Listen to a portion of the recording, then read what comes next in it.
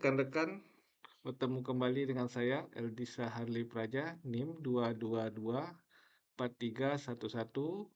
mahasiswa S2 Teknik Perminyakan, opsi energi. Pada kesempatan kali ini, saya akan melanjutkan pembahasan tentang teknologi energi. Masih dari pembangkit Jawa Bali dengan kapasitas terpasang 48.500 MW, kita akan lanjut ke membahas untuk teknologi konversi energi. Pada pembahasan pertama, kita akan melihat perbandingan efisiensi dan konsumsi bahan bakar. Menggunakan data heat rate pada tabel 1, maka kita akan mengkonversi efisiensi thermal menggunakan rumus efisiensi yaitu 3,412 dibagi heat rate dikali 100%. Kita dapat langsung menghitung. Hal ini tinggal kita kalikan saja 3.412 dibagi heat rate dikali 100%. Jadi hasilnya sama dengan tabel, ya. Di tabel ada 33% untuk PLTU subkritikal, ya. Dengan rumus tersebut kita juga dapatkan 33%. Hasilnya sama persis dengan yang ada di tabel sebelumnya. Lanjut, kita ke pertanyaan selanjutnya. Untuk pembangkit 1000 MW yang beroperasi pada kapasitas faktor aktual pada tabel 1, hitung konsumsi bahan bakar tahunan dari PLTU, subkritikal, dan PLTGU dengan batu bara 5.000 kilokalori per kilogram dan gas 252.000 kilokalori per MMBTU. Kita langsung saja bahas untuk pertanyaan ini. Pertama ya kita cari dulu berapa energi yang dihasilkan dalam 1 tahun. Tinggal kita kalikan saja antara kapasitas terpasang dikalikan 24 jam, 365 hari, dikali faktor kapasitas dibagi 100 untuk mendapatkan megawatt hour-nya dalam 1 tahun. Lanjut, dari kapasitas faktor kita akan mendapatkan juga panas yang dibutuhkan untuk pembangkit tersebut dalam satuan BTU. Kita kalikan saja energi dengan heat rate-nya. Setelah kita dapatkan energi panas yang dibutuhkan, kita akan langsung kalikan saja dengan kebutuhan bahan bakarnya. Karena ini dalam BTU, saya konversikan bahan bakar ke dalam BTU. Batu bara adalah 5.000 kilokalori per kilogram. Jadi kalau kita masukkan ke BTU adalah 19.830 BTU per kilogram. Sama dengan gas kita konversikan juga dari kilokalori MMBTU, kita lanjutkan ke BTU per MMBTU. Dari heat rate-nya tadi kita langsung kalikan saja.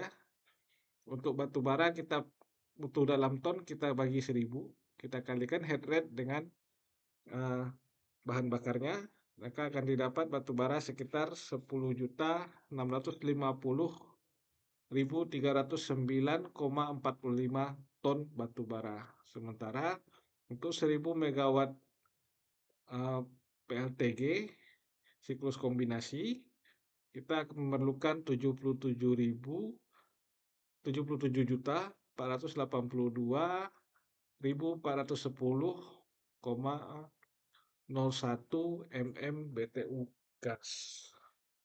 Lanjut ke pertanyaan nomor 3. Hitung untuk biaya tahunan bahan bakar menggunakan tabel 2. Dari harganya yang sudah ada, kita tinggal kalikan saja kebutuhan bahan bakar yang sudah kita dapatkan dari sebelumnya dengan harga batu bara. Kalau di tabel 2 kita kan tadi melihat bahwa batu bara itu 850.000 per ton, sementara gas itu adalah 130.000 per MMBTU.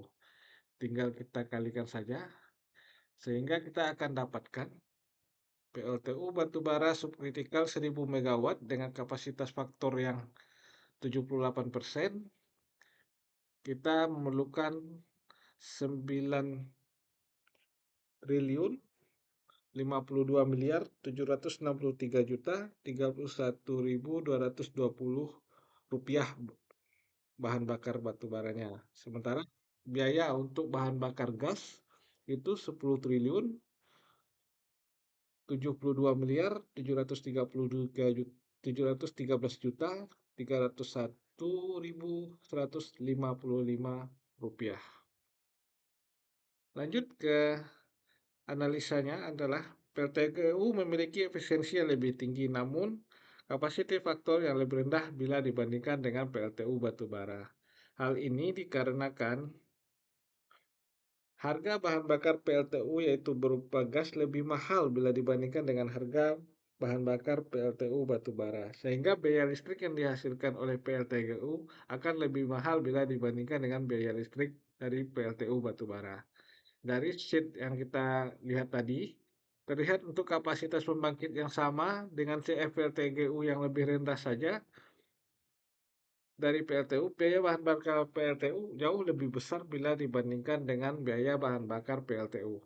Apabila CFLTGU dan CFLTU disamakan, maka biaya bahan bakarnya akan jauh lebih besar lagi. Baik, kita lanjut ke pertanyaan selanjutnya. Adalah optimasi head rate dan dengan sistem agregat. Hitunglah head rate tertimbang sistem existing berdasarkan produksi energi aktual. Jadi head rate-nya tinggal kita kalikan saja. Head rate tertimbang adalah uh, head rate dikali dengan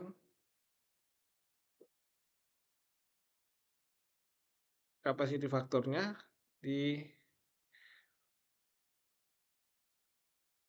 efisiensi thermalnya.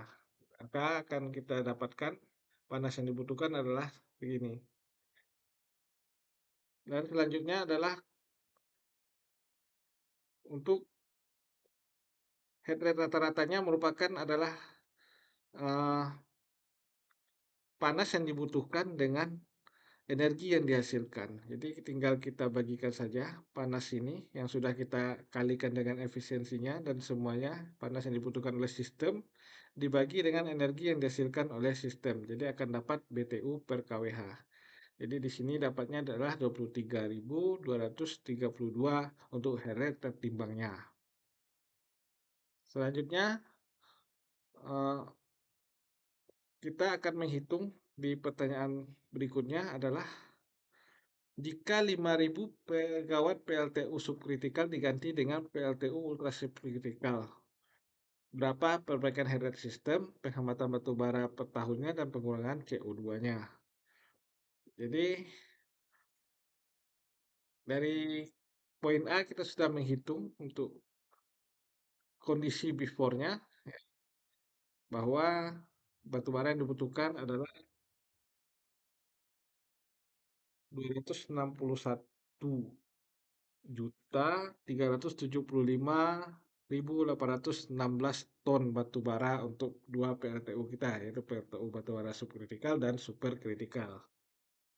Lanjutnya kondisi after kita hitung dengan menambahkan PLTU batu bara ultra superkritikal.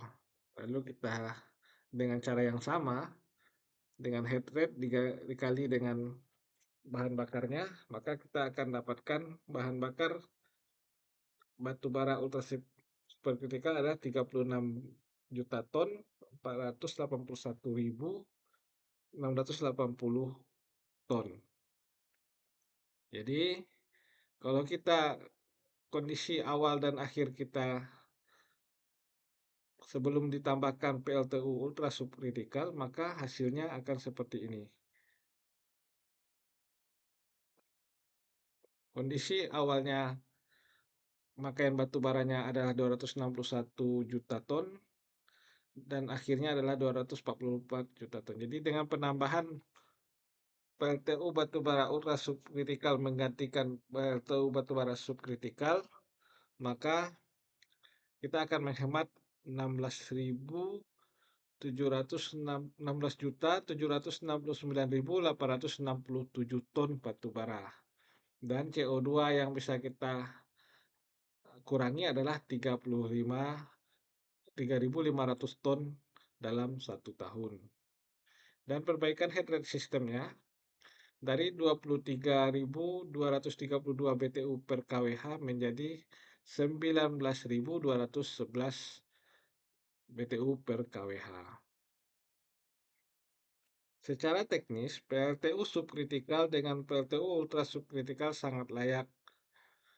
Penggantiannya sangat layak.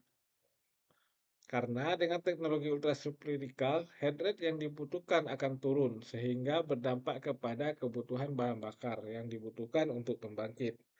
Berkurangnya kebutuhan bahan bakar berdampak langsung kepada pengurangan biaya operasional pembangkit sehingga secara ekonomis PLTU ultra subkritikal menjadi penggantian PLTU subkritikal menjadi PLTU ultra subkritikal sangat menguntungkan.